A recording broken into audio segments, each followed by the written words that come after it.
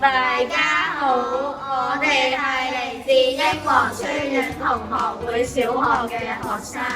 我係陳月瑤，我係黎樂學，我係陳明，我係蕭明國。今日我哋要介紹嘅作品係共享雨傘。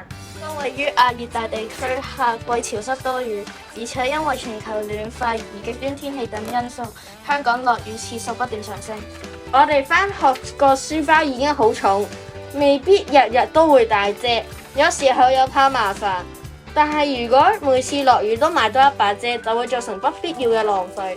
雖然其他地區已經有共享雨傘，但多數只係顧及到遮掩同埋鎖掩嘅部分，比較少顧到雨傘嘅內容程度。所以我哋希望為共享雨傘加入科技元素，做到借用雨傘及保護雨傘兩大目標。借用共享雨傘嘅流程大致可以分為3步，分別係登記借用雨傘、解鎖雨傘、檢查同埋歸還雨傘。首先喺登記借用雨傘方面，我哋暫時採用咗 RFID 及人面辨識技術兩種技術去登記借用雨傘。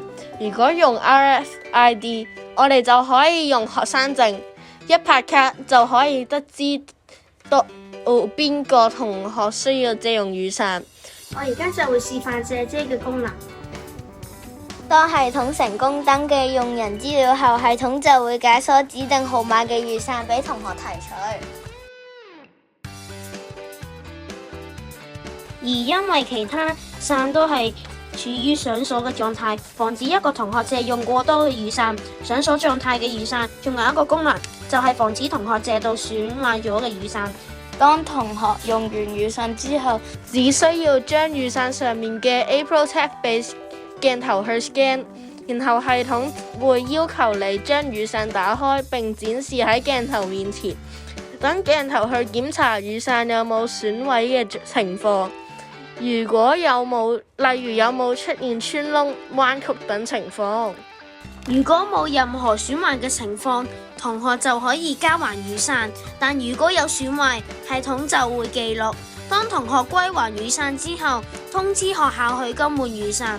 而係學校更換新雨傘之前，系統會封鎖雨傘，防止所有嘅同學都去借用損壞嘅雨傘。